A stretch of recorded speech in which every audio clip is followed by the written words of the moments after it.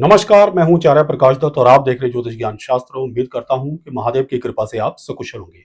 शनि देव की वक्री चाल 139 दिनों का परिवर्तनकारी दौर जो बदल सकता है आपका भविष्य। क्या आप तैयार हैं? इस विशेष श्रृंखला में आप सभी का हार्दिक स्वागत है। यह खास वीडियो उन लोगों के लिए है जिनकी राशि या लग्न सिंह है। जैसा कि आप सभी जानते ही होंगे कि शनि देव 13 जुलाई 2025 से वक्री हो चुके हैं और 28 नवंबर 2025 तक यानी लगभग 139 दिनों तक मीन राशि में वक्री होकर गोचर करेंगे। सिंह राशि या लगन वालों के लिए यह समय बेहद अहम रहने वाला है, क्योंकि यह संपूर्ण घटनाक्रम इनकी कुंडली के अष्टम भाव में हो रहा है। यानी जीवन की गहरी बातें, रहस्य, अचानक बदलाव, बीमा, ससुराल पक्ष और स्वास्थ्य से जुड़ी चेतावनियां जैसे विषय अब प्रभावित होंगे। अब सवाल यह पैदा होता है कि क्या यह समय जीवन में कोई बड़ा बदलाव लाने वाला है?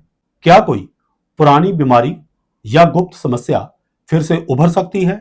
क्या टैक्स, बीमा या लोन से जुड़ा कोई काम अटक सकता है या फिर वो हल हो सकता है?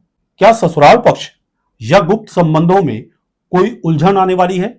और सबसे जरूरी, क्या यह समय आपके सोचने और महसूस करने के तरीके को अंदर से बदल देगा? इन सभी सवालों के जवाब आपको मिलेंगे इस वीडियो में, सरल भाषा में, स्पष्ट तर्कों के साथ और सबसे जरूरी मासिक संकेत, सावधानियों तथा शनि देव के अनुकूल उपायों के साथ। तो बने रहिए मेरे साथ वीडियो के अंत तक, क्योंकि ये 139 दिन आपके लिए हिम्मत और मेहनत की असली परीक्षा बनकर आए हैं। सबसे पहले समझिए कि वक्री ग्रह काम कैसे करता है। देखिए, जब भी कोई ग्रह वक्री होता है यानी अपनी सीधी चाल छोड़कर उल्टी दिशा में चलता है, तो वो हमें ले जाता है बीते हुए समय की तरफ, पुराने अधूरे कामों की तरफ और उन कमजोरियों की तरफ जो अब तक नजरअंदाज होती आई थी। इतना ही नहीं, वक्री ग्रह जहां भी गोचर कर रहा होता है केवल वहीं तक सीमित नहीं रहता। वक्री ग्रह हमेशा 3 भावों पर अपना प्रभाव डालता है। नंबर 1 पर जहां से वह आया है, नंबर 2 जहां वो ट्रांजिट कर रहा है और नंबर 3 जहां वो जाने वाला है।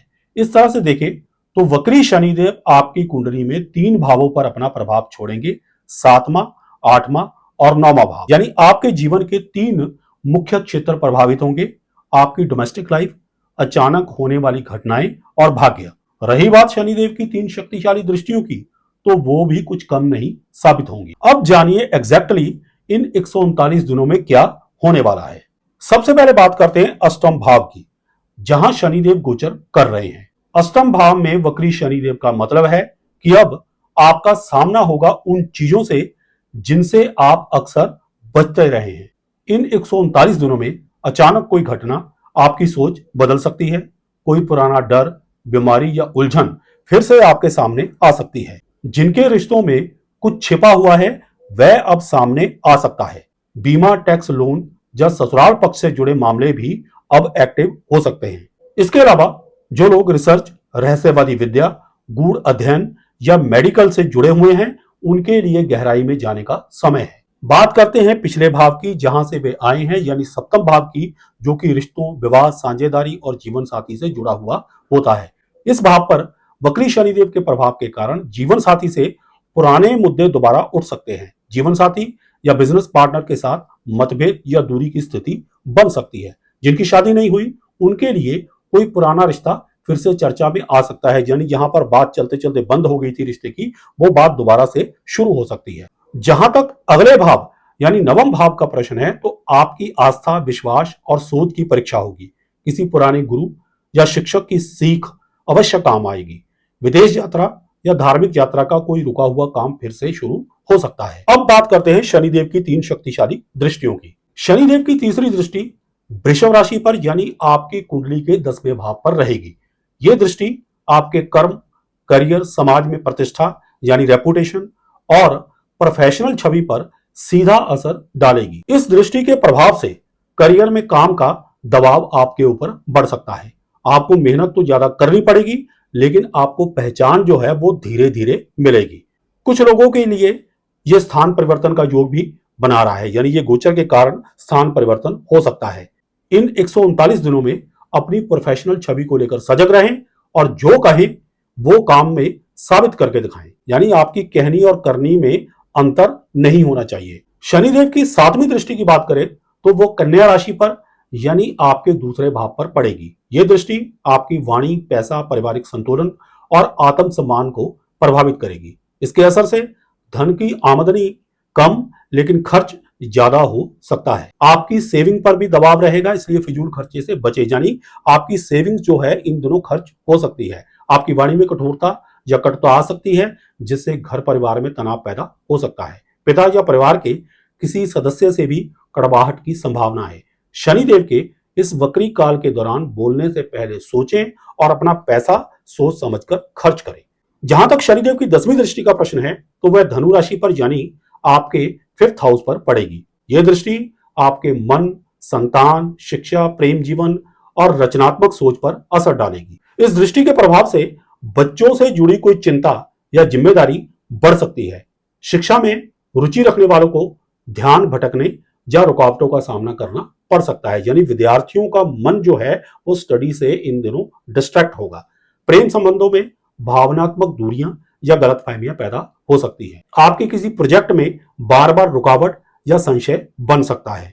इस तरह से ये तीनों दृष्टियां साफ साफ संकेत दे रही हैं कि करियर, पैसा और मन तीनों क्षेत्रों में धैर्य, स्थिरता और ईमानदारी से काम लेना जरूरी है। शनिदेव की परीक्षा थोड़ी धीमी और कठिन अवश्य होती है, लेकिन जो पास हो जाए उस व्यक्ति को मजबूत बना देती है। अब बारी है मासिक संकेतों तथा सावधानियों की, जिनके सहारे आप इन 139 दिनों को सुगमता से पार कर सकते हैं।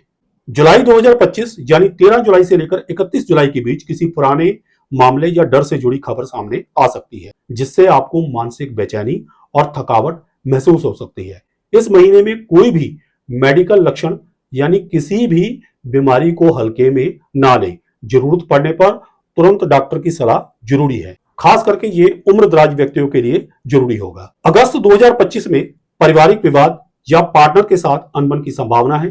करियर में छुपे विरोधियों से आपको सावधान रहना पड़ेगा। इस महीने में विशेष ध्यान रखें कि किसी भी दस्तावेज या पेपर वर्क को बिना पढ़े साइन ना करें, धोखाधड़ी की संभावना है। सितंबर 2025 के महीने में संतान से संबंधित चिंता या शिक्षा से जुड़ा दबाव आपके ऊपर पड़ सकता है। सितंबर के महीने में बच्चों, शिक्षा या प्रेम से जुड़ी जिम्मेदारियों को नजरअंदाज बिल्कुल भी ना करें। अक्टूबर 2025 में अचानक कोई खर्च, टैक्स या लोन से जुड़ा विषय एक्टिव हो सकता है। ससुराल पक्ष से कोई अनअपेक्षित यानी अनएक्सपेक्टेड समाचार मिल सकता है। इस महीने में अपने बजट और फाइनेंस की सख्ती से योजना बनाएं। जहां तक नवंबर 2025 यानी 1 नवंबर से 28 नवंबर तक का समय है, तो यह समय आपका आत्मविश्वास बढ़ाने वाला रहेगा। आपके कुछ रुके हुए कार्य इस दौरान गति पकड़ सकते हैं, यानी यह महीना शुभ है। गुरु या किसी वरिष्ठ की सलाह से आपकी उलझने सुलझ सकती है, परंतु फिर भी किसी भी नई शुरुआत में जल्दबाजी ना करें, निर्णय सोच समझ कर लें। अब अंत में 3 सरल लेकिन प्रभावी उपाय जो आपके बहुत ही काम आएंगे। हर शनिवार सूर्यास्त के बाद पीपल के वृक्ष के नीचे एक दीपक लगाएं और साथ ही 7 बार शनि मंत्र ओम शम शनिश्चराय नमः का जाप करें। ये उपाय शनिदेव की तीखी और सीधी ऊर्जा को शांत करता है और गुप्त बाधाओं, डर और दुर्घटनाओं से रक्षा करता है। उपाय नंबर 2, काले तिल और आटे से बनी रोटी पर सरसों का तेल लगाकर हर शनिवार सुबह ये रोटी किसी काले कुत्ते को खिलाएं। ये उपाय शनिदेव के अष्टम भाव में होने से आने वाले रोग, कोर्ट केस, मानसिक दबाव और शत्रु बाधा को दूर करता है। उपाय नंबर 3, अपने डर और तकलीफ को लिखकर बहते पानी में बहाएं। महीने में कम से कम एक बार अपनी परेशानियों, डर और भावनात्मक बोझ को एक कागज पर लिखिए और उसे बहते पानी नदी की जलधारा में छोड़ दीजिए। ये एक तरह का मानसिक और आध्यात्मिक शुद्धिकरण है जो अष्टम भाव की कठिनाइयों से निपटने में आपकी काफी मदद करेगा। इन 3 उपायों से आप इस पूरे वक्री गोचर काल यानी 13 जुलाई से 28 नवंबर 2025 तक के समय को धैर्य, सुरक्षा और मानसिक स्थिरता के साथ पार कर पाएंगे। तो सिंह राशि या लगन के सभी दर्शकों, शनिदेव डराते नहीं, तैयार करते हैं। ये वक्री शनिदेव का समय आपको भीतर से मजबूत बनाने आया है और अष्टम भाव का मतलब सिर्फ परेशानी ही नहीं होता, आत्मिक परिवर्तन भी होता है। आशा करता हूं कि वीडियो में दी गई जानकारियों से आप लाभान्वित होंगे। अगर आपको हमारा ये वीडियो पसंद आया हो तो उसे लाइक करें, शेयर करें, हमारे चैनल ज्योतिष ज्ञान शास्त्र को सब्सक्राइब करें और साथ में बेल आइकन को दबा दें ताकि हमारी हर नई वीडियो की नोटिफिकेशन आप तक सबसे पहले पहुंचे। फिर मिलूंगा अगली वीडियो में एक नई जानकारी के साथ। तब तक के लिए जय सिया राम, हर हर महादेव और बोलो श्री हरि विष्णु भगवान की जय।